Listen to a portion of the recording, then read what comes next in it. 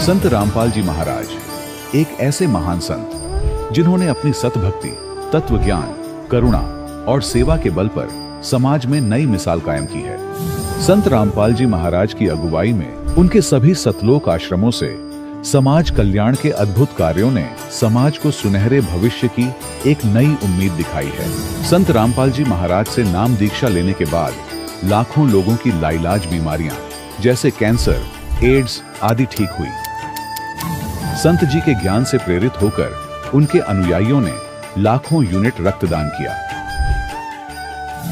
संत जी ने लाखों बहन बेटियों का दहेज मुक्त विवाह करवाया।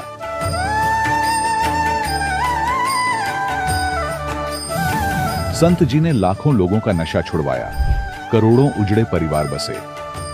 संत जी के आश्रमों में समागम के दौरान निःशुल्क नेत्र चिकित्सा, दंत चिकित्सा प्रदान की जाती है।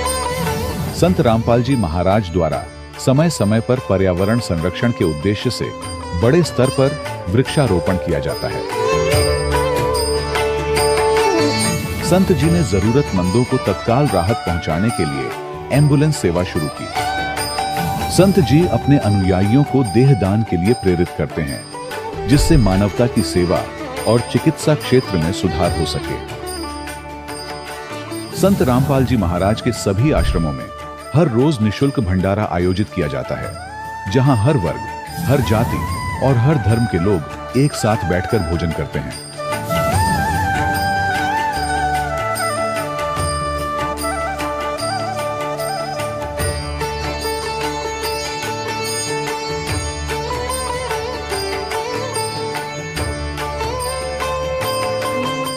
संत रामपाल जी महाराज की अन्नपूर्णा मुहिम ने गरीब और बेसहारा लोगों के जीवन में एक नई ऊर्जा और उम्मीद को जन्म दिया है।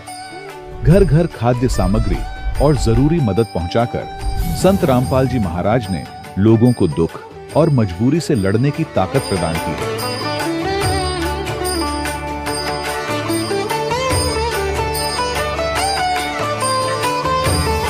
संत रामपाल जी महाराज द्वारा गरीब लोगों के लिए घर बनवाने का अद्भुत कार्य एक ऐसी मिसाल कायम कर रहा है जो सदियों सदियों संत जी की उदारता और दया भावना के तौर पर जाना जाएगा।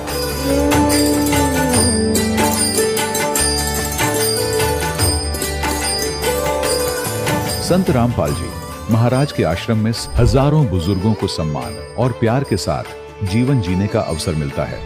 उनके खाने, रहने और स्वास्थ्य की पूरी जिम्मेदारी संत रामपाल जी महाराज उठाते हैं। अनाथ बच्चों के लिए संत रामपाल जी महाराज के सभी आश्रम किसी वरदान से कम नहीं। यहाँ उन्हें शिक्षा, संस्कार और भविष्य के लिए बेहतर अवसर प्रदान किए जाते हैं। चाहे बाढ़ हो, भूकंप या महामारी, संत रामपाल जी महाराज और उनके अनुयायी हमेशा ही जरूरतमंदों के लिए सबसे आगे खड़े रहते हैं। कोविड महामारी के दौरान संत रामपाल जी महाराज के आश्रमों से करोड़ों लोगों के लिए भोजन, दवाइयां और जीवन रक्षक सामग्रियां उपलब्ध कराई गई। चाहे गरीब की मदद हो या किसी शोषित और पीड़ित वर्ग के हक और सम्मान की लड़ाई, संत रामपाल जी महाराज ने हमेशा ही उनकी दबी आवाज को सरकारों तक पहुंचाया है और उन्हें उचित न्याय दिलवाने में अहम भूमिका अदा की है। समाज में आध्यात्मिक और सामाजिक मूल्यों के प्रति जागरूकता लाने में संत रामपाल जी महाराज हर कदम पर मानवता के सच्चे सेवक साबित हुए हैं। संत रामपाल जी महाराज का जीवन हमें सिखाता है कि सच्ची सेवा वही है जो निस्वार्थ भाव से की जाए। आइए हम भी इस महान सेवा के कार्य में इस महान संत से जुड़ें और संत रामपाल जी महाराज से नाम दीक्षा लेकर अपने जीवन को धन्य बनाएं।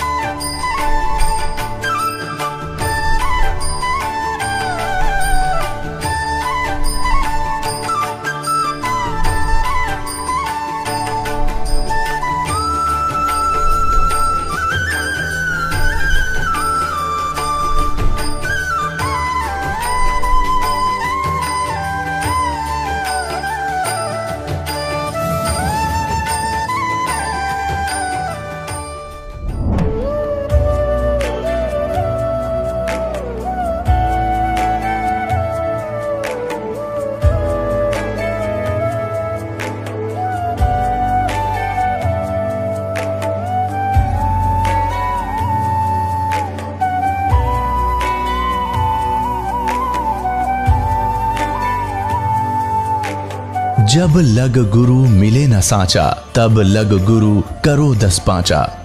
क्या गुरु बदल सकते हैं? क्या गुरु बदलने से पाप लगता है? आध्यात्म के इस मैदान में आखिर सही गुरु कौन है? गीता जी में वर्णित तत्वदर्शी संत कौन है? इन सभी प्रश्नों के उत्तर जानने के लिए अवश्य सुनिए जगत गुरु तत्वदर्शी संत रामपाल जी महाराज के मंगल प्रवचन। सत साहिब दर्शकों, मनुष्य अपने जीवन में शारीरिक सुख और मानसिक शांति की चाह में अनेक प्रकार की भक्ति साधनाएं अपनाता है, लेकिन जब लाभ मिलने के बजाय बार बार हानि ही होने लगे तो उसका निराश होना और नशे जैसी बुरी आदतों का शिकार हो जाना स्वाभाविक हो जाता है। दर्शकों, कुछ ऐसी ही कहानी थी उत्तराखंड के रहने वाले अनूप रावत जी की। अनूप रावत जी अपने जीवन में दुख और परेशानियों से इतने घिर गए थे कि उनका भगवान पर से बिल्कुल विश्वास उठ गया था। न तो वे कोई भक्ति साधना करते थे और न ही पूजा पाठ में विश्वास रखते थे। शारीरिक और मानसिक कष्टों से तंग आकर उन्होंने शराब जैसी गंदी आदत को अपना लिया। लेकिन दर्शकों, आज अनूप रावत जी का कहना है कि जब से मैंने संत रामपाल जी महाराज की शरण ग्रहण की है और उनके द्वारा दी गई शास्त्रानुसार भक्ति साधना को अपनाया है, तब से मेरा और मेरे परिवार का जीवन पूरी तरह बदल गया है।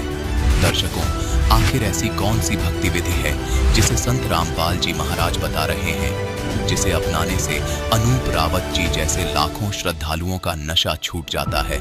जो काम सरकारें और संस्थाएं नहीं कर पा रही, वह संत रामपाल जी कर रहे हैं। आखिर इसके पीछे की सच्चाई क्या है? आइए सुनते हैं अनूप रावत जी की कहानी, उन्हीं की जुबानी। सर नमस्कार। नमस्कार जी। सर क्या नाम है आपका? मेरा नाम अनूप रावत है। अनूप जी कहाँ से आए हैं आप? मैं सल्ट अल्मोड़ा उत्तराखंड से आया हूँ जी। संत रामपाल जी महाराज से कब जुड़े आप? संत रामपाल जी महाराज जी से दास ने 2004 में दीक्षा ली थी। सर संत रामपाल जी महाराज से नाम दीक्षा लेने से पहले आप क्या भक्ति साधनाएं करते थे? मैं जी कोई भक्ति उक्ति नहीं करता था। जो मेरे मम्मी पापा करते थे मैं बोलता था सब ये ढोंग है, और मैं तो शुरू से ही बचपन से ढूंढता था कि कुछ और है मामला, लेकिन मुझे पता नहीं था क्या है। सर संत रामपाल जी महाराज की शरण में कैसे आए आप? मैं दिल्ली में नौकरी करता था, तो विन केबल पे परमात्मा मतलब संत रामपाल जी महाराज जी का सत्संग आता था 2-2.5 घंटे, 5 बजे से 7 बजे 7:30 बजे तक आता था। मैंने वो सत्संग देखा। उससे पहले भी मैं कई और गुरुओं के सत्संग देखता रहता था, लेकिन वो उनको देखा मैंने कि वो नाटक जैसे कर रहे हैं, कोई अपनी वाणी का दिखा रहा है, कोई ड्रामा कर रहा है, कोई कुछ कर रहा है। लेकिन संत रामपाल जी महाराज जी का जो सत्संग आता था उसमें संत रामपाल जी महाराज वेदों को, गीता को और पुराणों को दिखा देते कि ऐसा ऐसा है और इसमें इस भक्ति, उस परमात्मा की भक्ति करनी चाहिए थी। तो उसके बाद मैंने वो देखा। 2 साल तक लगा था, 2002 से 2004 तक मैंने वो सत्संग देखा। पूरा मैंने एनालिसिस करा, और एनालिसिस करने के बाद वेदों में, गीता में, सभी शास्त्रों में प्रमाणित, इवन और भी जो उन्हें दिखाए, बाइबल दिखाया, उसके बाद गुरु ग्रंथ साहिब दिखाया, उनमें भी प्रमाण आया कि परमात्मा एक ही है और वो कबीर है। तो फिर मैंने डिसाइडेड करा कि ठीक है, मुझे उनको गुरु बनाना चाहिए, और मैं उनके पास गुरु बनाने के लिए चले गया। आज के दिन जो लोग भक्ति करते हैं वो किसी न किसी प्रकार का लाभ प्राप्त करने के लिए ही भक्ति करते हैं, जैसे आध्यात्मिक लाभ प्राप्त करना, भौतिक लाभ प्राप्त करना, मानसिक लाभ प्राप्त करने के लिए। आपने संत रामपाल जी महाराज से नाम दीक्षा क्यों ली? मैंने मोक्ष के लिए नाम लिया, और परमात्मा की दया से मैं थोड़ा बहुत रोजी रोटी तो कमा ही रहा था। दिल्ली में अपने परिवार का भरण पोषण करा था, लेकिन मैं मोक्ष के लिए मुझे वो लिया था क्योंकि थोड़ा मेरी संस्कृत सही थी। तो जितने भी हमारे आचार्य थे या शास्त्री थे जिन्होंने हमें पढ़ाया था, उन्होंने बोला था कि मोक्ष सबसे बड़ी बात होती है। मनुष्य योनि का एक ही मकसद है, मोक्ष प्राप्त करना। सर संत रामपाल जी महाराज की शरण में जो भी जाता है उनको आध्यात्मिक, भौतिक और मानसिक लाभ मिलते ही मिलते हैं। सर आपको क्या लाभ मिले संत रामपाल जी महाराज से नाम दीक्षा लेने के बाद? परमात्मा स्वरूप हमारे गुरुजी संत रामपाल जी महाराज जी से मुझे बहुत से लाभ हुए। सबसे पहले 2004 में जब मैंने मालिक से नाम उपदेश लिया तो मेरी गवर्नमेंट जॉब लगी। मैं स्वास्थ्य विभाग में उत्तराखंड में फार्मासिस्ट की पोस्ट पे आ गया, जबकि 13 साल से मैं ऐसे ही लटक रहा था।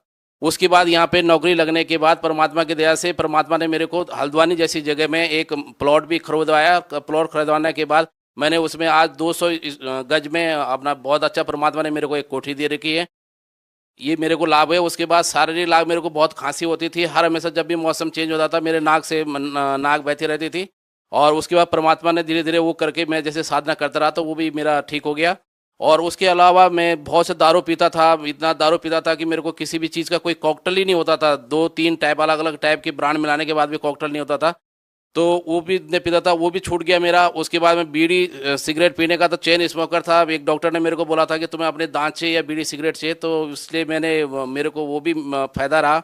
उसके अलावा और भी कई आध्यात्मिक लाभ हुए, सांसारिक लाभ हुए और मानसिक लाभ हुए। मेरा मन आज की डेट में परमात्मा को संपूर्ण पाने के बाद बिल्कुल एकदम स्थिर हो गया है।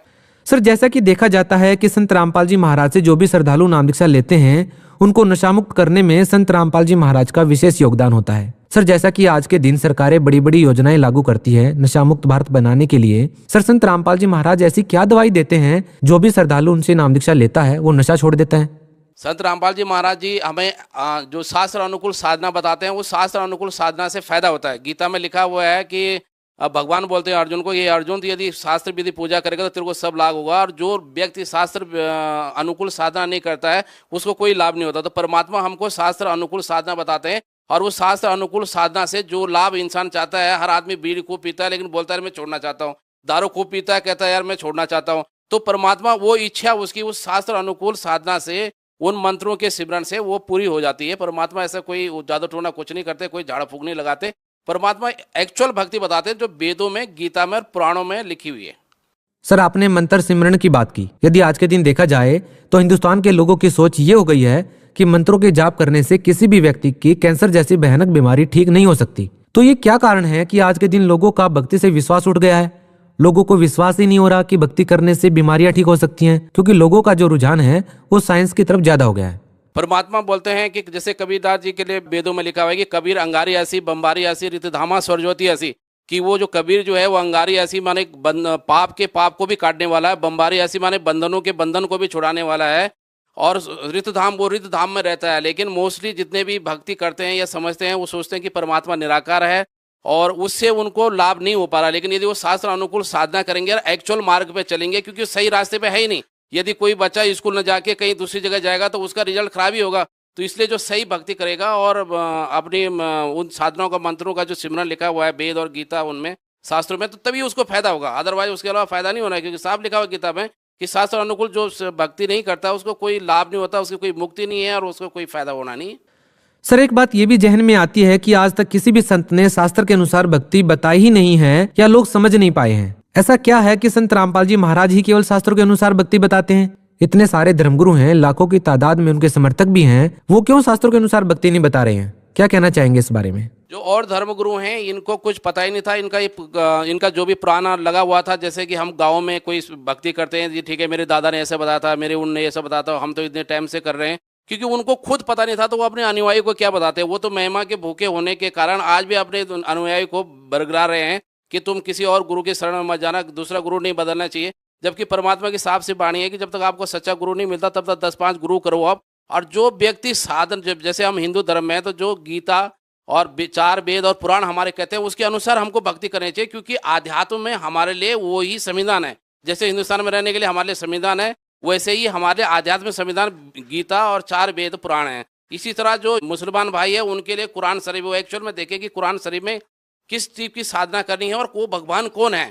इसी तरह से बाइबल में साफ लिखा हुआ है कि परमात्मा सशरीर है और उसने 6 दिन में शरीर रची है और 7 दिन में तख्त पर जा बैठा। लेकिन उनको नहीं पता एक्चुअल में जो हमारे वेद हैं या जो गीता है, जो पुराण है, जो बाइबल है, पवित्र बाइबल है, पवित्र गुरु ग्रंथ साहिब है और पवित्र कुरान शरीफ है, उसमें जो गूढ़ रहस्य हैं उनको, जो ये धर्म के वो व्यक्ति हैं या जो धर्म के साधक हैं उनको पता नहीं है कि इसके अंदर एक्चुअल गूढ़ रहस्य कौन है और किस भगवान की पूजा का उसमें संकेत दिया गया है। सर, हम आपसे ये भी जानना चाहेंगे कि संत रामपाल जी महाराज से नाम दीक्षा लेने के बाद कितने दिन के बाद लाभ मिलना शुरू हो जाता है? जैसे कि कैंसर जैसी भयानक बीमारी है वो कितने दिन में ठीक हो जाएगी, या फिर जो और अन्य कोई बीमारी है वो कितने दिन में ठीक हो जाएंगी? ऐसी कोई समय सीमा है क्या? इसकी समय सीमा कुछ नहीं है। जैसे उसने नाम ले लिया परमात्मा से तो उसी टाइम से उसका स्टार्ट हो जाता है, लेकिन उसके अंदर दृढ़ विश्वास होना चाहिए। दृढ़ विश्वास को तब होगा कि जब हमारी ज्ञान गंगा किताब है चैनल पर परमात्मा का सत्संग आता है, वो अपना देखे और देखने के बाद पूरी वो करे, छानबीन करे। अब 84 लाख योनि का सौदा है, ये कोई लाख 2 लाख या 10 लाख 15 करोड़ का सौदा नहीं है। 84 लाख योनि का सौदा है, बहुत मुश्किल से मनुष्य जीवन मिलता है। वो देखे पूरा वेद में, पुराण में, कुरान में, जो हमारे ज्ञान गंगा किताब है उसको ले और पूरा एनालिसिस करके, जैसे इस दास ने 2 साल परमात्मा का पूरा सत्संग देखा, किताबें पढ़ी, अपनी गीता बाइबल से, पुराण से, कुरान इनसे मिलाया और मिलाने के बाद भक्ति में आया, तो उसको जब दृढ़ विश्वास हो जाएगा, जब वो साधना करेगा तो उसके अंदर शंका नहीं रहनी चाहिए। यदि उसके अंदर शंका नहीं है और तब वो संत रामपाल जी महाराज जी के बताए हुए शास्त्र अनुकूल साधना कराए तो उसको लाभ मिलना निश्चित है। सर आप लोग क्यों प्रचार कर रहे हैं? आपका क्या स्वार्थ है? आखिर आप लोगों को क्यों समझा रहे हैं? ऐसा है कि ये हम काल के जाल में फंसे हुए हैं। गीता में परमात्मा ने सृष्टि रचना के बारे में बताया, हम काल के जाल में फंसे हैं। ये कभी हमें गधा, कभी कुत्ता, कभी घोड़ा, कभी सुअर बनाता है और कभी मनुष्य योनि देता है, वो परमात्मा की दया से। तो इसी तरह से हम अपने भाई उनको सब बताना चाहते हैं, क्योंकि हम सभी आत्माएं हैं और हम ये चाहते हैं कि सभी आत्माओं को यहाँ से कल्याण हो। जैसे हमको साधना, सही साधना मिल गई है, तो इसी तरह से हम उनको बताना चाहते हैं कि वो भी काल के जाल से, कल गधे, कुत्ते, सूंगर और इससे बनने से बचें और मोक्ष को प्राप्त करें। जैसे गीता के अध्याय नंबर 18 के श्लोक नंबर 66 में लिखा है कि सर्वधर्माम परित्याज माम एकम शरणम व्रज अहम त्वा सर्वपापे भ्याम मोक्षामि मा शुच। तो उस मोक्ष को प्राप्त करने के लिए कि वहां चल जाएंगे, फिर जन्म मृत्यु नहीं होगा और फिर हम गधे, कुत्ते, घोड़े यहाँ संसार में नहीं बनेंगे। सर लोगों के लिए आज के दिन ये भी एक विकट समस्या है कि हर रोज टीवी चैनल पर एक नया बाबा एक्सपोज हो जाता है। आखिर इन सब चीजों को देख करके लोग एक संत के ऊपर कैसे विश्वास करें? तो लोग आखिर संत रामपाल जी महाराज के बारे में कैसे समझ पाएंगे कि वो बिल्कुल सही है? क्या कहना चाहेंगे आप? गीता में साफ लिखा हुआ है कि तू उस परमात्मा की भक्ति कर जिसके शरण में जाने के बाद कि फिर यहाँ मनुष्य योनि में नहीं आना पड़ेगा, क्योंकि साधन के अनुसार हिसाब से आप भक्ति करेंगे तो तब आपको लाभ होगा। जैसे और नकली जो गुरु हैं उनका आप जैसे गीता के अध्याय नंबर 15 के श्लोक नंबर 1 में बताया हुआ है कि ऊर्ध्व मूलम आद शाखम वाला जो श्लोक है कि ऊपर को मूल वाला, नीचे को शाखा वाला, जो वृक्ष को जड़ से लेके पत्ते तक बता देगा, वो तत्वदर्शी संत है। सिर्फ उसी तत्वदर्शी संत की शरण में जाने से बोलते हैं कि तेरा मोक्ष हो सकता है और रोग कट सकते हैं। सर ये लोग कैसे डिसाइड करें कि कौन शास्त्र के अनुसार भक्ति बता रहा है और कौन शास्त्रों के विरुद्ध भक्ति बता रहा है? इसके लिए हमारे जितने भी धर्म ग्रंथ हैं, जैसे मान लीजिए हम हिंदू धर्म में हैं तो हमारे लिए 4 वेद और गीता इसके लिए प्रमाण है। जो पुराणों के अंदर जो गीता का ज्ञान है वो हमारे लिए प्रमाण है। जैसे मुस्लिम धर्म में हमारे भाई लोग हैं तो उनके लिए पवित्र कुरान शरीफ में जो साफ लिखा है वो अपनी कुरान शरीफ को एक बार फिर से पढ़ें कि किस भगवान कौन है, किधर को इशारा है। उसके बाद हमारे सिख भाई जो हैं वो अपने पवित्र गुरु ग्रंथ साहिब को पढ़ें कि उसमें गुरु नानक जी ने किस परमात्मा की तरफ को संकेत किया है कि वो परमात्मा कौन है। उसके बाद ऐसे ही बाइबल में वो समझें कि वो परमात्मा कौन है और कैसे आता है और कैसे उसके लक्षण होते हैं। तो उस लक्षण से उसमें साफ बताया तो उससे उसको परमात्मा मिल सकता है। ये आडंबर से या मनमुखी साधना से या जो लोक वेद के हिसाब से ऐसा कुछ नहीं होगा। देखा देखी से, शास्त्र के प्रमाण से ही वो आगे अपनी मुक्ति पा सकता है। सर भगत समाज को आप क्या संदेश देना चाहेंगे? ये दास भगत समाज को ये देना चाहता है कि भव नाम जन्मानाम अंते ज्ञानवान माम परपदे वासुदेव सर्वमति सहमात्मा सुदुर्लभे। इसमें गीता में साफ कहा है कि बहुत बहुत जन्मों के अंत में मनुष्य जन्म मिलता है और उसके बाद भी मेरे जो ज्ञानी आत्मा होता है जो कि ज्ञान को समझता है या कलेक्ट करता है पूरे अपने जीवन के लिए कि कैसे मोक्ष होगा, ज्ञानी आत्मा मुझे जानता है कि मैं कौन हूँ। और वासुदेव सर्वमति सहमात्मा सुदुर्लभे कि वो सच्चिदानंद घन ब्रह्म ही सब कुछ है, जो कि देवों के ऊपर भी देव है, यानी वासुदेव है, देवों के भी ऊपर देव है। उसको पहचानने वाला संत बहुत दुर्लभ होता है। सोचिए, पहले मनुष्य जीवन ही बहुत दुर्लभ है और उसके बाद उस संत का मिलना बहुत दुर्लभ है। तो इसलिए आपके लिए सबसे बड़ा सुनहरा परमात्मा की दया से, संत रामपाल जी महाराज की दया से बहुत अच्छा अवसर है कि आपको वो संत आया हुआ है जो कि उस परमात्मा को बता रहा है कि वो कबीर है और उसकी पूजा करने से, उसकी शास्त्र अनुसार साधना करने से आप मोक्ष प्राप्त कर सकते हो। ये मेरा आपके लिए संदेश है। सर संत रामपाल जी महाराज के आदेश अनुसार हिंदुस्तान में जगह जगह नाम दीक्षा सेंटर खोले गए हैं जहां पर लाखों की संख्या में श्रद्धालु संत रामपाल जी महाराज से जुड़ रहे हैं। यदि बात करें उत्तराखंड की, तो उत्तराखंड में संत रामपाल जी महाराज से जुड़ने के लिए कौन कौन सी जगह पर नाम दीक्षा सेंटर खोले गए हैं? परमात्मा स्वरूप हमारे सदगुरु रामपाल जी महाराज जी की दया से हमारे पास रुड़की में एक नामदान केंद्र है, देहरादून में नामदान केंद्र है, श्रीनगर गढ़वाल में हमारे पास नामदान केंद्र है और बागेश्वर बेटा में हमारे पास एक नामदान केंद्र है। उसके बाद हल्द्वानी में एक नामदान केंद्र है और काशीपुर में एक नामदान केंद्र है। इसके अलावा भी जो भक्त कहीं और बाहर के हैं, टीवी पे हमारा सत्संग, परमात्मा का सत्संग चलता है संत रामपाल जी महाराज जी का। उसके नीचे एक पीली पट्टी आती है, उसके अंदर जो भी नंबर ले होते हैं उन नंबर पर आप फोन करके अपनी जगह का नामदान केंद्र और दीक्षा केंद्र आप जान सकते हैं, उससे आप जानकारी प्राप्त कर सकते हैं। और साथ में मुफ्त में यदि आपको ज्ञान गंगा चाहिए, आपके पास अभी तक ज्ञान गंगा नहीं पहुंची है, तो वो आप ले सकते हैं। जी बहुत बहुत धन्यवाद साहब जी। दर्शकों, अभी आपने सुने संत रामपाल जी महाराज से दीक्षा प्राप्त करके सुखी हुए भक्त के अनुभव। अब देखिए जगत गुरु तत्वदर्शी संत रामपाल जी महाराज के मंगल प्रवचन। तो जो परमात्मा ने आकर ज्ञान दिया उसको सूक्ष्म वेद कहते हैं, और जिन महापुरुषों को परमात्मा मिले हैं उनको जो ज्ञान दिया है वो उस परमात्मा के सूक्ष्म वेद का समर्थन करते हैं, क्योंकि उन्होंने परमात्मा को आंखों देखा है, वो सचखंड गए हैं, सतलोक गए हैं, फिर उनको भगवान ने वापस छोड़ा है, तो वो पक्के गवाह हैं भगवान के, उस सतलोक और सचखंड के। और अन्य जितने भी संत महात्मा, गुरु, धर्म गुरु पूरे विश्व के, वो परमात्मा को निराकार बताते हैं। तो उन्होंने भगवान पाया कहाँ, उन्होंने मिला कहाँ भगवान, और भगवान नहीं मिला तो वो झूठे हैं, उनको कख नहीं पता। और जिनको भगवान मिला उन्होंने परमात्मा बताया है कि वो साकार है, नर आकार है, मनुष्य सदृश है, सशरीर है, उसका नाम कबीर है। और सभी धर्म ग्रंथ हमारे परमात्मा साकार बताते और हमारे धर्म गुरु उसको निराकार बताते। इससे सिद्ध है कि वो गुरु नहीं है, वो नकली हैं, सारे झूठे हैं। तो उस परमात्मा ने जो ज्ञान बताया आकर के, उन्होंने बताया कि मानुष जीवन दुर्लभ है, वही मिले न बारंबार, और जैसे तरवर से पत्ता टूट गिरे वो बहुर नहीं लगता डार। क्या बताते हैं कि जिन महापुरुषों ने परमात्मा को पाया, सतलोक देखा, वापस आए, उनमें से कौन कौन हैं? आदरणीय धर्मदास साहिब जी, आदरणीय मलुकदास साहिब जी, आदरणीय नानक साहिब जी, आदरणीय दादू दास साहिब जी, आदरणीय गरीबदास साहिब जी, गांव छुड़ानी, जिला झज्जर वाले, आदरणीय गीसा दास साहिब जी, गांव खेखड़ा, जिला मेरठ, उत्तर प्रदेश वाले। तो इन महापुरुषों का तो दास को ज्ञान है कि इनको परमात्मा, पूर्ण ब्रह्म, सत्य पुरुष, अल्लाहु अकबर, ग्रेट गॉड,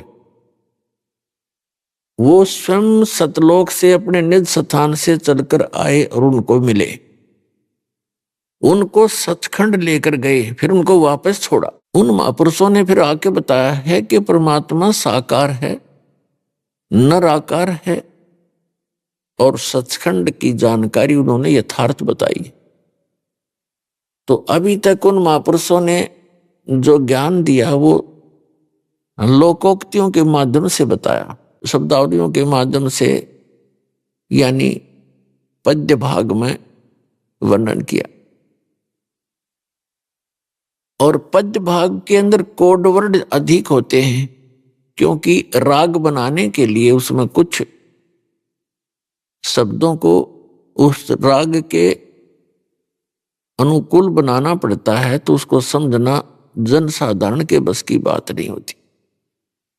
तो उन महापुरुषों का एक खास उद्देश्य था कि ये रहस्य भी बना रहे, नकली संतों को इसका ज्ञान भी ना हो, और जब परमात्मा ने जो निर्धारित समय ये बना रखा था, इसमें इस दास को भेजना था, और इस दास को अकल दे करके कबीर भगवान ने अकल दी, और उन कोड वर्डों को ठीक से जाना और समझा, और जिससे आपका कल्याण संभव है।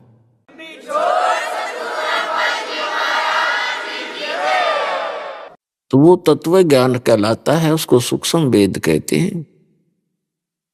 उसके विषय में परमात्मा बताते हैं कि चारों युग में मेरे संत पुकारे, और कूक कहा हम हेल रे, हीरे माणक मोती बरसे ये जग चुगता ढेल रे। सत साधना रूपी, तत्व ज्ञान रूपी हम हीरे और मोती बखेर रहे, और ये भोले श्रद्धालु तत्व ज्ञान से अपरिचित इस सत साधना को ठुकरा कर ये आन उपासना, काल तक की साधना रूपी कंकर पत्थर इकट्ठे कर रहे हैं। चारों युग में संत पुकारे, कूक कहा हम हेल रे, हीरे माणक मोती बरसे ये जग चुगता ढेल रे। हमरा ज्ञान किने ना सुनिया, ये पर भी लेन जात है दुनिया। तो पुण्यात्माओं, परमात्मा ने आकर बताया, इन महापुरुषों को मिले, किन किन को, जैसे अभी आपको उनके नाम गिनाए, उनमें से एक हैं आदरणीय गरीबदास साहिब जी। आदरणीय गरीबदास साहिब जी को परमात्मा ने अपना विशेष रहस्य दिया, और उनके द्वारा अपनी महिमा की वाणी पुनः प्रकट करवाई यथार्थ रूप में। उन्होंने क्या बताया है कि कोट जन्म तो भरमत हो गए, कुछ ना हाथ लग्या रे, और कुकर सुकर खरबाबो रे कौआ हंस बगारे। क्या बताया है कि आप जी ने असंग जन्म हो गए भटकता ने। अब प्रसंग चला था कि पूर्ण परमात्मा की साधना से प्रत्येक प्राणी को सुख हो सकता है। पूरे विश्व के प्राणी जितने चींटी से लेकर हाथी हैं और मानव शरीर प्राप्त है, इस परमात्मा की सतभक्ति से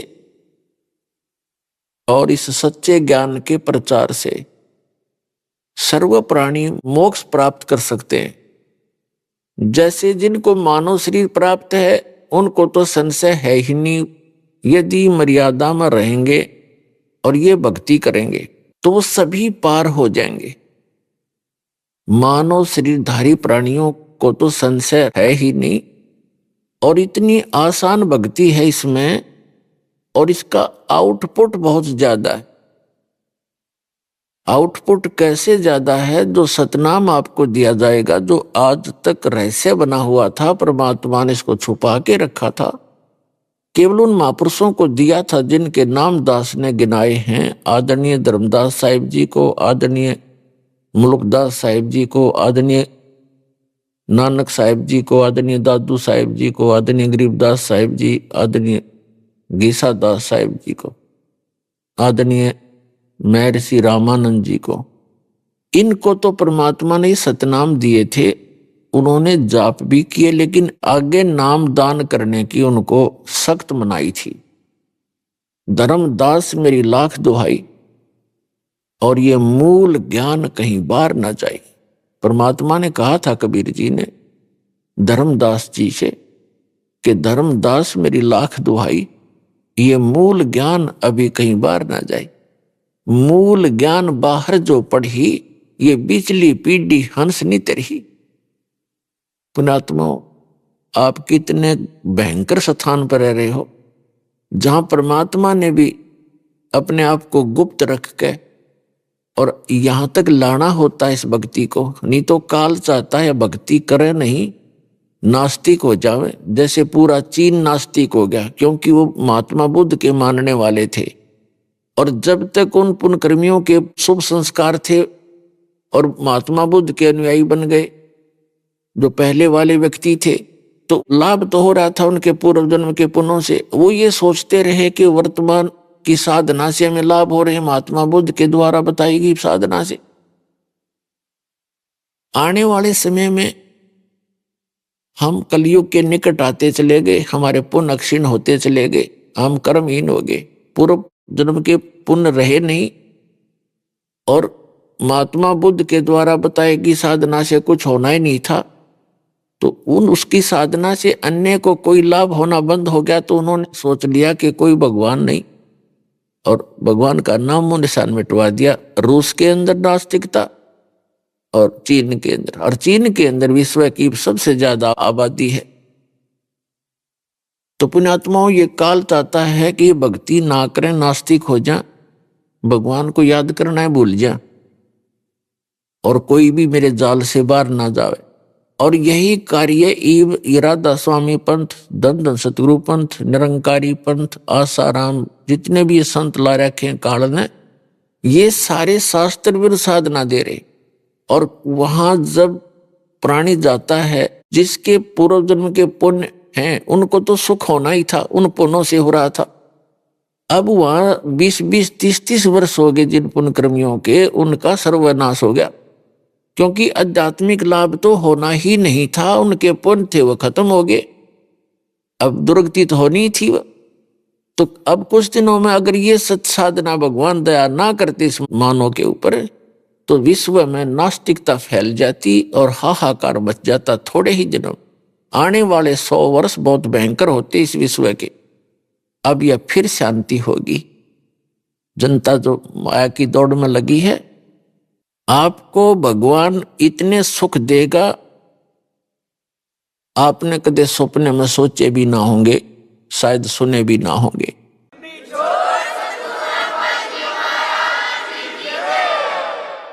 तो भगवान को इसलिए खोज रहे हम हमारे दादे परदादे थे, भगवान के लिए मर मिटा करते थे।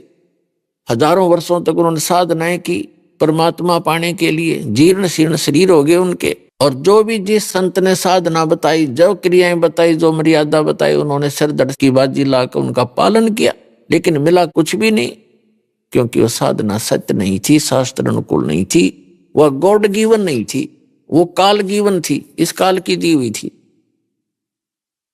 अब जो गॉड गिवन साधना इस दास के पास उपलब्ध है।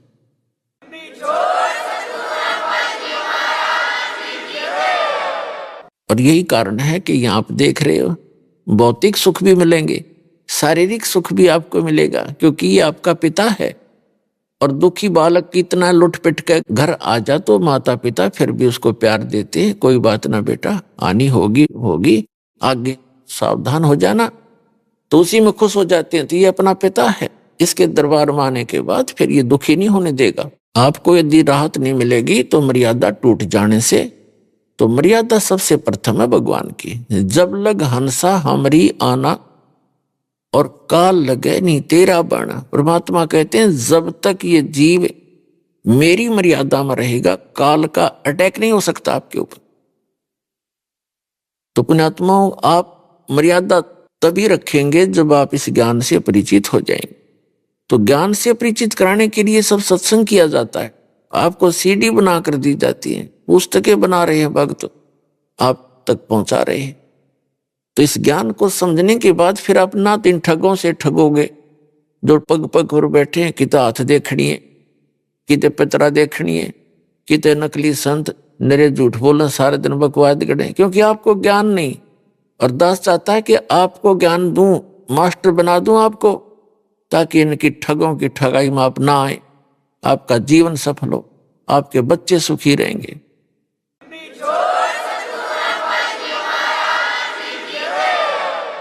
तो प्रसंग चला था कि जिस समय हम परमात्मा की शरण ग्रहण कर लेंगे तो हमें सर्व सुख होगा। पुण्यात्माओं, एक सिकंदर लोधी नाम का मुसलमान राजा था, दिल्ली का बादशाह था। वो दिल्ली यानी भारतवर्ष का राजा था। जो दिल्ली का शासक होता था उसके अंतर्गत पूरे भारतवर्ष के छोटे मोटे जितने भी नवाब होते थे, राजा लोग होते थे, वो उसके अधीन होते थे। और उस समय भारत, पाकिस्तान, अफगानिस्तान, बलोचिस्तान, इराक, ईरान और गजनी तक, और ये सब भारत ही होता था। सिकंदर लोधी एक मुसलमान बादशाह था और उनका एक धार्मिक पीर था, गुरु था। पूरे भारतवर्ष के मुसलमानों का वो मुखिया था, शेख तकी। और एक विशेषता हो जाती है, एक कमजोरी हो जाती है मानव के अंदर, जो जरा सा कोई पोस्ट पद प्राप्त कर लेता है किसी भी क्षेत्र में, उसके अंदर अभिमान बहुत हो जाता है। चाहे वो धार्मिक व्यक्ति हो, चाहे वो किसी प्रशासनिक पद पर हो, उसमें स्वाभाविक है अहंकार हो जाता है। और अहंकार उस प्राणी को होता है जिसको अपनी औकात का पता नहीं, क्योंकि हम जीव हैं और जीव को जरा सा झटका नहीं उठा भगवान का या अपने कर्म का, और फिर भी हम फूले फिरते हैं। अहंकार जिसके अंदर होगा, अभिमान जहां होगा, वो पाप की जड़ होती है। दया धर्म का मूल है और पाप मूल अभिमान। और तुलसी दया ना छोड़ियो जब तक घट में प्राण। तो सिकंदर लोधी को एक असाध्य रोग हो गया, जलन का। जलन का रोग ऐसा होता है जैसे कभी किसी के हाथ पर गर्म पानी या चाय गिर गई हो, और उससे कितनी भयंकर पीड़ा होती है प्राणी को। हाथ जल जाता है, फोले भी हो जाते हैं। तो जलन का रोग ऐसा ही होता है, लेकिन उसमें कहीं ऐसा चिन्ह नजर नहीं आता कि ये कोई जला हुआ है। और पूरे शरीर में ऐसी दाह लग जाती है जैसे शरीर अग्नि में डाल रखे। इतनी भयंकर पीड़ा उस राजा को होगी, क्योंकि जब तक पुण्य चलते हैं तो वो कितने पाप करे चाहे कितनी बकवाद करे, उसको पुण्य मिलते ही रहेंगे। ये विधान है भगवान का। और जब पुण्य नाश हो जाएंगे फिर उसकी कोई नहीं चलेगी, उसकी दुर्गति शुरू होती है। अपने आत्माओं, ये तो परमात्मा की भक्ति नहीं करते कुछ प्राणी, वो तो अब बिजली गिरी है। नहीं, पहले तकरीबन सभी भगवान में आस्था रखते थे, छोटी मोटी अपनी साधना करते ही रहते थे। तो वो जैसे सिकंदर लोधी एक मुसलमान राजा था और 5 वक्त की नमाज कंपलसरी होती ही है। इसकी जो मुसलमान धर्म की जो साधना है, ये कुरान शरीफ के ज्ञानदाता ने बताई है। और कुरान शरीफ यानी कुरान मजीद कहो, कुरान शरीफ कहो, इसका जो ज्ञानदाता है ये ब्रह्म है। और अज्ञानता से ये मुसलमान भाई इसको पूर्ण परमात्मा मान रहे हैं, सुप्रीम गॉड मान बैठे। तो इसने जो साधना बताई थी हजरत मोहम्मद जी को, वो कौन सी बताई थी? 5 समय की नमाज, दिन में 5 बार नमाज करनी है। नमाज क्या है? स्तुति है भगवान की, परमात्मा की महिमा का गुणगान करना नमाज बोलते हैं। जैसे हम नित्य नियम करते हैं, सुबह का करते हैं, दोपहर का बता रखा है, शाम का आपको। और फिर ऐसे जैसे कई गीता जी का नित्य पाठ करते हैं, वो भी नमाज यानी स्तुति है, प्रार्थना भगवान की। और जप जी का पाठ करते हैं सिख भाई, तो वो भी नमाज ही समझो। 5 वक्त की नमाज और रोजे रखना, इनका एक रमजान का महीना मानते हैं, उस दौरान रोजे रखना, व्रत रखना और बंग देना और ईद बकरीद के त्योहार मनाना। तो ये सभी साधनाएं, ये सभी क्रियाएं मुसलमान धर्म में कंपलसरी है, प्रत्येक मुसलमान करता है। नमाज अच्छी बात है, जैसे गीता का पाठ करना, नमाज करना।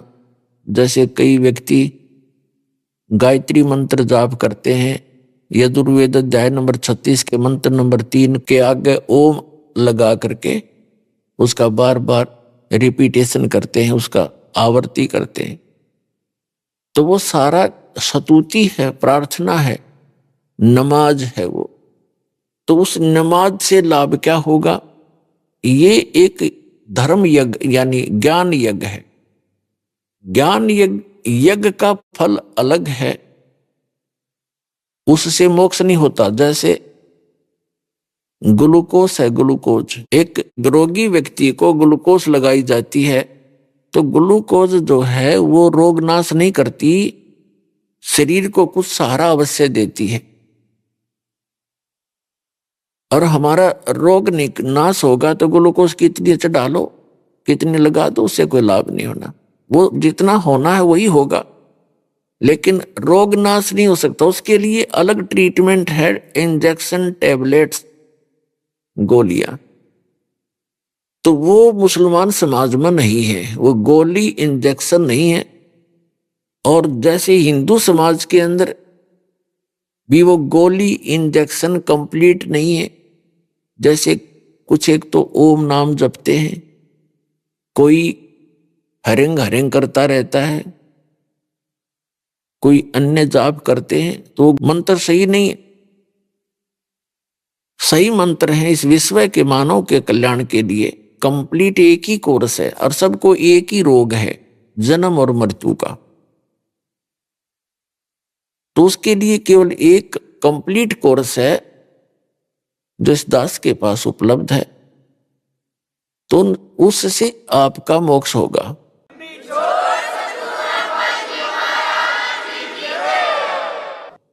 तो वो क्या करते हैं, 5 समय की नमाज कर ली और फिर रोजे रख लिए, व्रत रख लिए। रोजे माने व्रत, और बंग माने ऊंचे सुर में आवाज पुकारना परमात्मा को। तो ये सारी क्रियाएं किया करते थे, क्योंकि ये न तो पाप नाशक है ये क्रियाएं, ना ये मोक्षदायक है। क्योंकि ये किसकी बताई हुई है? ये सरपुरुष की बताई हुई है। ये गीता ज्ञान दाता भी वही है, कुरान शरीफ का ज्ञान दाता भी वही है, वेद का ज्ञान दाता भी वही है, और बाइबल का भी ज्ञान दाता वही है। बाइबल के अंदर 3 पुस्तकों का संग्रह है, होली बुक, तौरात, जबूर और इंजिल, और चौथी उनकी कुरान है। तो वो चारों कतेब और चारों वेद मिलता जुलता ज्ञान है। चारों वेदों का सारांश श्रीमद् भगवद गीता। उन चारों कतेबों में इतनी कमी है, कौन सी? तौरात, जबूर, इंजिल और कुरान के अंदर, कि उसमें कोई मंत्र जाप करने का नहीं। वो केवल नमाज ही पर जोर रखते हैं और कुरान शरीफ यानी अपनी अपनी चारों पुस्तकों को पढ़ते हैं। तो ये ज्ञान यज्ञ है। तो उस ज्ञान यज्ञ के करने से लाभ तो मिलता है, लेकिन ना तो पाप का नाश हो सकता। पाप के नाश बिना हमारा प्रारब्ध यानी जीवन किस्मत में जो दुख है वो कट नहीं सकता, और पाप कटे बिना सुख नहीं हो सकता। जैसे किसी के पैर में कांटा लगा हो और उसको ये बता दिया किसी ने कि आपके पैर में कांटा लगा है, और वो निकला नहीं, निकालने का कोई साधन नहीं है। उस व्यक्ति को कोई ये कहे कि तू कांटा निकल नहीं सकता और जूता पहन ले, भविष्य में कांटा नहीं लगेगा, तो क्या वो जूता पहन सकता है? कांटा लगे पैर में जूता पहना नहीं जा सकता। वो तो कांटा निकले, और कांटा निकलने के बाद उसको सलाह दी जाए। सलाह की जरूरत नहीं, फिर तो आप समझ जाएगा कि जूता फिर निकाल दिया, फिर ये कांटाचार है।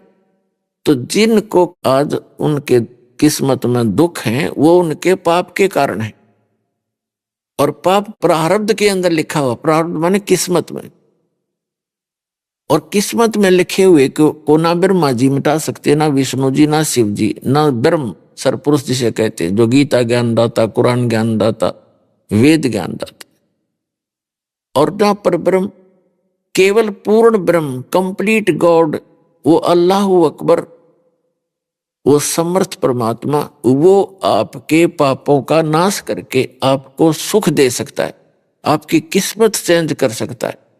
मासा घटे न तिल बधे, विधना लिखे जो लेख, और सच्चा सतगुरु मेट कर ऊपर मार दे मेघ।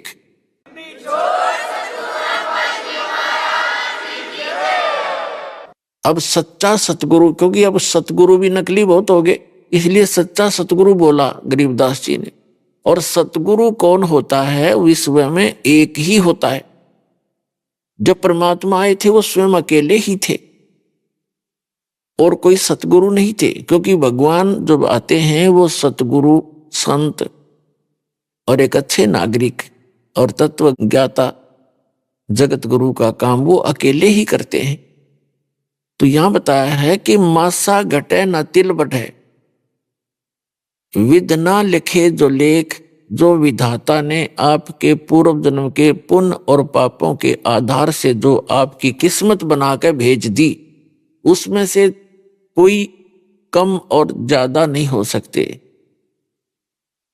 और कौन कर सकता है उसमें परिवर्तन? वो पूर्ण परमात्मा, समर्थ, वो कबीर गॉड, गॉड कबीर, वो अल्लाह अकबर, वो कंप्लीट परमात्मा, पूर्ण ब्रह्म, वो कर सकता है। और उसने उसका करने का तरीका बता रखा है। तो करने का भाव ये है कि कंप्लीट जो पूजा की विधि है वो इस दास के पास है। जैसे अज्ञान इसी को कहते हैं, जैसे ये सतलोक सचखंड की महिमा बताने वाले जितने भी संत पंथ ग्रंथ बने हुए हैं, इनके अपने ग्रंथ, वहां वो कहाँ धोखा खा गए, कहाँ मार खा ली उन्हें। वो कहते हैं कि जो हमने तो इन ब्रह्मा विष्णु महेश से कोई लेना देना नहीं, और न ही हम इनका जाप करें। हमने वेदों की आवश्यकता नहीं, हमने गीता भी नहीं देखनी, पोथी तो थोथी होती है। पुण्यात्माओं, ये अज्ञानता का एक हिस्सा है, तत्व ज्ञानहीनता का एक पार्ट है, हिस्सा है, भाग है। जब तक हम इस पूरे अध्यात्म ज्ञान को नहीं समझते। गीता एक अनमोल ग्रंथ है। पुण्यात्माओं, जैसे दास ने बताया है कि ये जो वेदों का ज्ञानदाता भी सरपुरुष है और गीता जी का भी ज्ञानदाता यही है। इसने श्री कृष्ण में प्रवेश करके बोला। और बाइबल का ज्ञानदाता भी यही है, कुरान शरीफ का ज्ञानदाता भी। अब कारण क्या है कि इसने जो वेदों में ज्ञान दिया, फिर गीता जी में दिया, ये सबसे पहले का ज्ञान है। उसके बाद उसने अन्य दूसरों में उसको रिपीट नहीं किया बार बार। जो अन्य ज्ञान उसने दिया बाइबल के अंदर, कुरान शरीफ के अंदर, उन चारों किताबों में, तो वो बार बार वो ज्ञान नहीं दिया जो पहले वो दे चुका था। फिर उसने समय अनुसार जहां पर जो प्राणी रहते थे उनको वहां जीवित रखने के लिए, अपने खाने के लिए, वो खुद खाता है हमारे को, ये शरीर यहां रह जाता है। सारे जीवन में जो भी हम अटपट करते हैं, जो भी खट्टे मीठे पदार्थ खाते हैं या नशा करते हैं, वो हमारा सूक्ष्म शरीर के अंदर एक और शरीर है, उसके अंदर लिप्त हो जाते हैं। आप देखते हो पूरे विश्व में हुक्का, शराब, तम्बाकू और भूकी, क्या क्या डग्गा खाने लग गया है प्राणी। ये खाने की चीज है। ज्यादा पैसे हैं, काजू खा ले, किशमिश खा ले, सेब संतरे खा ले, खीर बना ले, हलवा बना ले। उधर रुचि ना जाती कबाड़ खाने को और ये बकवाद करने को क्यों जाती है? क्योंकि इसका प्रेशर है। ये मन इसका दूत है, एजेंट है। ये बकवाद खोज लेगा 1 मिनट में। बताओ, हुक्का बनाया तो किस तरह इसके बना के इसके सारा सिस्टम, फिर हुक्का, चलम और तम्बाकू, ये बकवाद क्यों करी? क्योंकि इसने करवाई।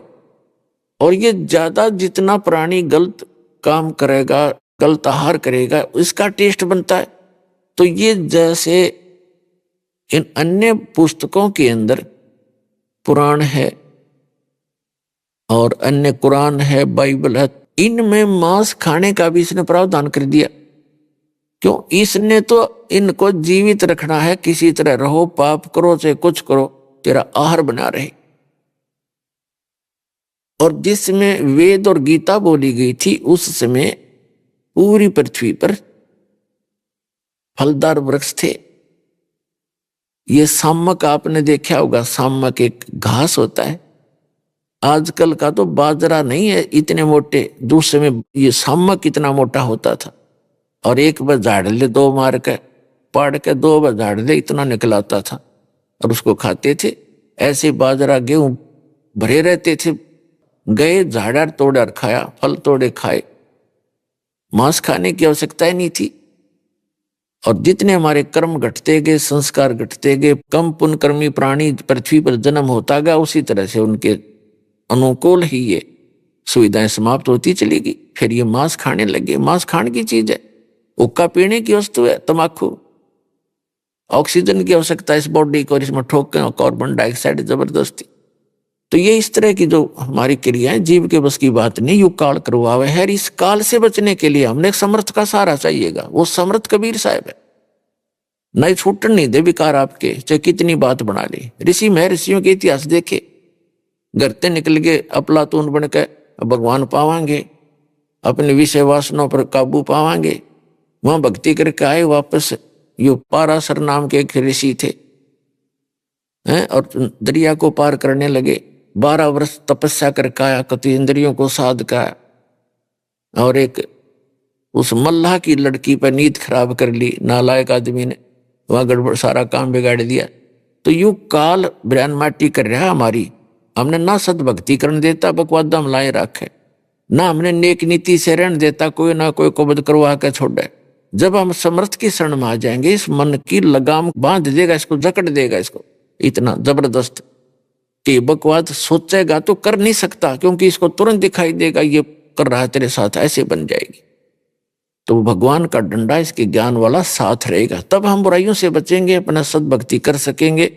फिर हम चोरी नहीं करेंगे, जारी नहीं करेंगे, विकार नहीं करेंगे, बीड़ी शराब मांस तम्बाकू नहीं खाएंगे और सद्भक्ति करेंगे, सत्साधना करेंगे, तो भगवान पुनः पृथ्वी पर हरा भरा कर देगा। 2 मिनट लगे उसने, के देरी लगे, 10 मिनट में सारा पानी बरसा दे, और वर्षा हुई, मौज हुई।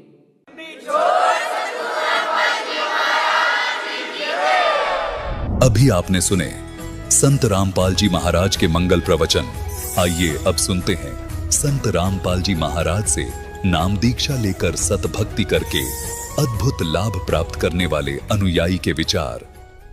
दर्शकों, मनुष्य अपने जीवन में दिन रात पूजा पाठ, व्रत उपवास, भजन कीर्तन तथा अन्य सभी प्रकार की पारंपरिक भक्ति साधनाएं करता है, लेकिन फिर भी उसकी समस्याओं का समाधान न हो तो फिर उसके मन में यही सवाल उठता है कि आखिर मैंने ऐसी क्या गलती कर दी है जो मेरे जीवन में न सुख है और न ही शांति। दर्शकों, ऐसी ही कहानी थी मध्य प्रदेश के रहने वाले मनोज कुमार कुदारी जी की। मनोज जी ने अपने जीवन में सभी पारंपरिक भक्ति साधनाएं अपनाई, लेकिन इसके बावजूद भी मनोज जी को अपने जीवन में न कभी शारीरिक सुख मिला और न ही मानसिक शांति मिली। लेकिन दर्शकों, आज मनोज जी का कहना है कि जब से मैंने संत रामपाल जी महाराज से नाम उपदेश लिया है, तब से मेरी जिंदगी से दुख और शारीरिक कष्ट छू मंत्र हो गए हैं। मेरी जिंदगी पूर्णतः बदल गई है। दर्शकों, आखिर मनोज कुमार जी क्यों संत रामपाल जी महाराज जी को भगवान बता रहे हैं? आखिर मनोज कुमार जी क्यों अपनी पारंपरिक भक्ति साधना को शास्त्र विरुद्ध और संत रामपाल जी महाराज द्वारा बताई गई भक्ति साधना को शास्त्रों के अनुकूल बता रहे हैं? इसके पीछे की सच्चाई क्या है? आइए सुनते हैं मनोज कुमार जी की कहानी, उन्हीं की जुबानी। सर नमस्कार। नमस्कार सर। सर क्या नाम है आपका? मनोज कुमार कुदारी सर। मनोज जी कहाँ से आए आप? सर मैं बैतूल एमपी से आया हूँ सर। सर संत रामपाल जी महाराज से नाम दीक्षा लेने से पहले आप क्या भक्ति साधना करते थे? सर सारे देवी देवताओं जो पहले से करते चले आए थे वही देवी देवताओं की भक्ति करना, गणेश जी बिठालना, दुर्गा जी बिठालना और सावन के महीने भर रामायण पढ़ना। और सिंगा जी महाराज से हमने नाम उपदेश भी ले रखा था। सर सिंगा जी महाराज जो नाम दीक्षा देते थे वो शास्त्रों में प्रमाणित नहीं थे और वो पूर्ण गुरु भी नहीं थे और नाम दीक्षा देने के अधिकारी गुरु भी नहीं थे। उनसे नाम दीक्षा लेके ना तो कोई लाभ हुआ, कुछ भी नहीं हुआ, मतलब नॉर्मली चल रहा था। तो सर जब आपने संत रामपाल जी महाराज से नाम दीक्षा ली तो आपको क्या लाभ मिला? सर मैं देवी देवताओं की भक्ति तो हम कर ही रहे थे और गुरु भी बना ही रखा था। उसके करते करते सर मेरा हार्ट डॉक्टर ने बताया था कि बचपन से एक वाल्व आपका सिकुड़ रहा है, उससे धीरे धीरे आपका वाल्व पूरा सिकुड़ जाएगा। और मेरे को पैदल चलने में भी दिक्कत होती थी, खांसी आती थी, खांसी के साथ ब्लड आ जाता था, खून आ जाता था। फिर डॉक्टरों को दिखाया, बैतूल में लश्करे डॉक्टरों को दिखाया, भोपाल में मेमोरियल हॉस्पिटल में दिखाया, तो उनने बताया कि ऑपरेशन करना पड़ेगा आपका वाल्व का, और हो सकता है तो कृत्रिम वाल्व भी लगाना पड़ेगा आपको। तो सर इतने पैसे तो हमारे पास थे नहीं। फिर क्या हमने फिर तिरुपति बालाजी गए, वहाँ पे सत्य साईं जी का हॉस्पिटल था, वहाँ पे बाईपास सर्जरी से वो वाल्व उनने फुला दिया और उनने कहा कि आपको ये टेबलेट ज़िंदगी भर खानी पड़ेगी और फिर आप 45 साल के बाद आना तो फिर आपकी टेबलेट चेंज कर दी जाएगी उम्र के हिसाब से। तो टेबलेट तो आपको खाना ही पड़ेगा और कोई भी हार्ड काम, मेहनत का काम आप नहीं कर सकते हो, नहीं तो आपका वाल्व फिर से सिकुड़ जाएगा और गोली बंद नहीं करनी है आपको। वाल्व आपका ज़्यादा सिकुड़ गया तो ऑपरेशन होगा और ऑपरेशन में भी रिस्क नहीं और लाइलाज बीमारी थी और ये कभी भी मतलब आपकी मृत्यु हो सकती थी। और मैं बहुत ही दुबला हो गया था, सिंगल हड्डी हो गया था, मतलब वो दवाई को लेते लेते और हार्ट की परेशानी से, और खून भी आ जाता था। फिर वहाँ पे उनने बाईपास सर्जरी की और टेबलेट खाने के लिए बोला। टेबलेट मैंने 2 साल तक खाई सर, और फिर भोपाल में रहता था, वो टेबलेट खा खा के मैं परेशान हो गया था। फिर मैंने संत रामपाल जी महाराज की ज्ञान गंगा पुस्तक पढ़ी और पुस्तक पढ़ने के बाद मैंने गीता, रामायण, ये वेद पुराण सब पहले से पढ़ रखे थे। और फिर मैंने सोचा भगवान तो यहाँ है, हमको अभी तक ये पूजा करने से लाभ क्यों नहीं मिल रहा है, तो भगवान तो यहाँ है। फिर मैंने, मेरी बुआ जुड़ी हुई थी पहले से, तो मैंने कहा आप कब जा रहे हो, तो उन्होंने बताया 2-4 दिन बाद। तो मैंने कहा बुआ मैं भी चलूँगा, देख के आऊँगा वहाँ पे क्या है। सतलोक आश्रम में संत रामपाल जी महाराज से नाम दीक्षा ली 11 जनवरी 2014 को। सर आपकी जो दिल की बीमारी थी वो काफ़ी गंभीर बीमारी थी, डॉक्टर ने इसको लाइलाज करार दे दिया था, और आपको जिंदगी भर दवाइयाँ खाने के लिए बोला। तो सर आपको क्या लगता है कि जब आपने संत रामपाल जी महाराज का ज्ञान पढ़ा तो क्या आपको ये विश्वास हो गया था कि संत रामपाल जी महाराज से नाम दीक्षा लेने के बाद आपकी बीमारी ठीक हो जाएगी? जी सर, संत रामपाल जी महाराज की जब ज्ञान गंगा पुस्तक पढ़ी तो उसमें लगा कि भगवान तो यहाँ पे है, क्योंकि हम पूजा पाठ करते किसके लिए हैं कि हम सुखी रहें, हमारा शरीर सुखी रहे, घर में सुख शांति बनी रहे। परंतु ये करते हुए भी पूजा जो देवी देवताओं की पूजा करते थे, इसमें सुख शांति और बीमारी हट नहीं रही थी। जब संत रामपाल जी महाराज की बुक पढ़ी तो हमने लगा भगवान तो यहाँ बैठे हैं और हम कहाँ पे डरे ढो रहे हैं। शास्त्र के अनुकूल साधना न करके विरुद्ध साधना करके पूरे उल्टे कर्म कर लिए हमने। मनोज जी, जब आपने संत रामपाल जी महाराज से नाम दीक्षा ली और जिस विश्वास के साथ आपने संत रामपाल जी महाराज से नाम दीक्षा ली कि आपकी जो जीवन की रक्षा होगी, आपको जो भी बीमारियां हैं वो ठीक हो जाएगी, तो क्या उनसे नाम दीक्षा लेने के बाद आपको वाकई में उन चीज़ों में लाभ मिला?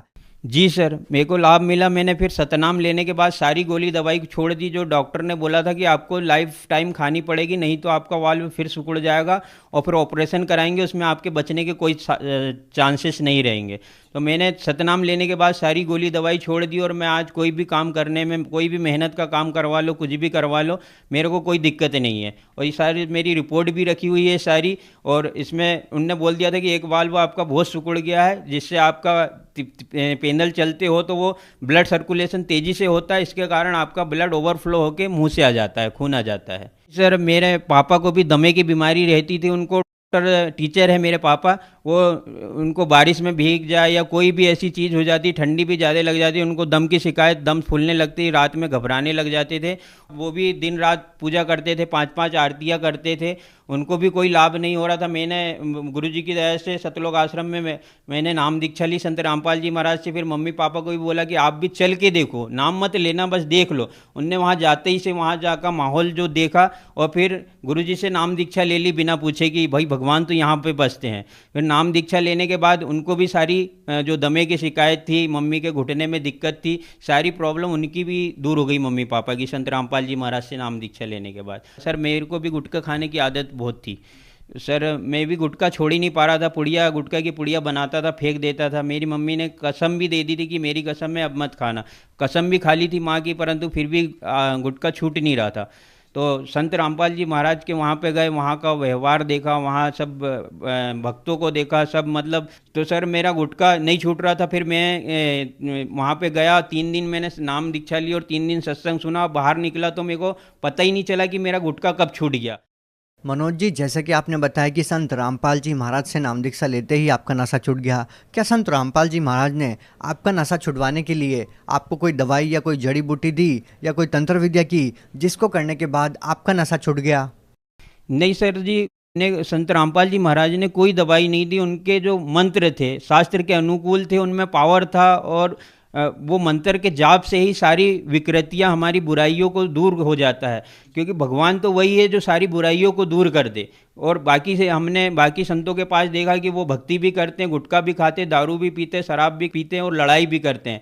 जबकि संत रामपाल जी महाराज के आश्रम में जाके देखा कि वहाँ सब भगत हाथ जोड़ के बात करते, भले वो प्रधानमंत्री हो या कलेक्टर हो, सभी एक ही जगह पे बैठ के खाएंगे, सभी के लिए समान, मतलब सबके लिए समान, कोई बड़े छोटे की कोई अलग से लाइन नहीं होती है, सभी के लिए समान व्यवहार किया जाता है। और वहाँ का माहौल देख के लगा कि स्वर्ग तो यहाँ बसता है, मतलब सतलोक तो यहाँ है। आप भगत समाज को क्या संदेश देना चाहते हैं? सर भगत समाज से मैं प्रार्थना करना चाहता हूँ कि संत रामपाल जी महाराज के यूट्यूब, फेसबुक और इंस्टाग्राम सभी पर संत रामपाल जी महाराज के सत्संग आते हैं, उनमें नंबर आते हैं गुरुजी के, आप वो नंबर पे लेके नज़दीकी नामदान सेंटर पे नाम दीक्षा लेकर अपना कल्याण करा सकते हैं। जी धन्यवाद। जी धन्यवाद सर।